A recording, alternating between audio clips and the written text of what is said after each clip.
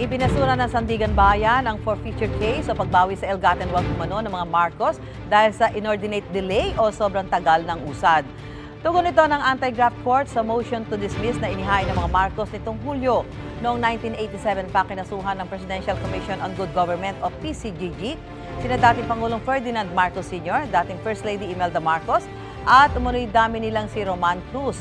Kaugnay ito sa pagkamkam umano nila sa Pinugay Estate sa Tanay Rizal, pati sa ilang lote, gusali at condo unit sa Baguio, Metro Manila at California sa Amerika. 276 million pesos ang halaga noon ng mga ari-arian na hindi raw tugma sa legal na kinikita ng mag-asawang Marcos. Sa desisyon ng anti-graft court, nalabag ang karapatan ng mga akusado sa mabilis na resolusyon ng kaso dahil makikita sa record ng korte ang kakulangan ng pagsisikap ng mga naghabla. Ayon pa sa korte, hindi na magkakaroon ng patas na paglilitis dahil mahigit 3 dekada na ang lumipas at may mga testigong posibleng namatay na at may mga dokumentong posibleng hindi na mahanap.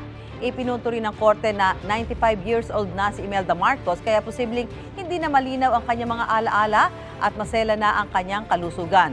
Ayon sa PCGG, kukonsultahin pa nila ang Office of the Solicitor General kaugnay sa pagbasura sa kaso. Sinusubukan pa ng GMA Integrated News na kunin ang pahayag ng Solgen.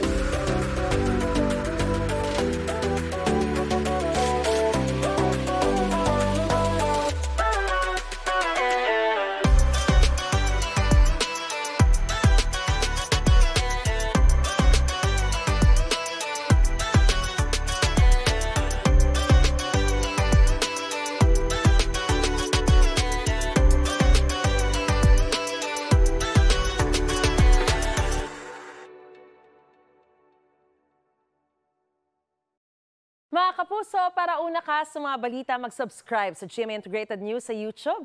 Sa mga kapuso abroad, subaybayan niyo po kami sa GMA Pinoy TV at sa www.gmanews.tv.